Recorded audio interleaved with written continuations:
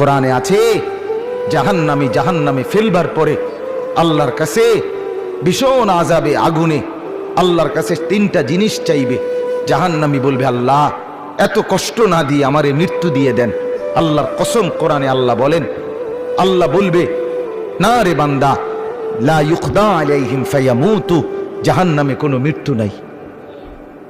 নাফরমান জাহান্নামী তখন বলবে, আল্লাহ তাইলে আমারে একটু তাখফিফ, একটু আযাব হালকা করে দেন, আমারে মাসে একটা দিন কদ্দুর বিরতি দেন, 24 ঘন্টার মধ্যে আমারে 10টা মিনিট হইল কদ্দুর আলগাত রাখেন, আমি আর পারছি না মাওলা। আল্লাহ তাআলা বলেন, ওয়ালা ইউখাফফাফু মিন আযাবিহা, না রে নাফরমান, 1 সেকেন্ডের জন্য জাহান্নামের আযাব কমানো হবে না।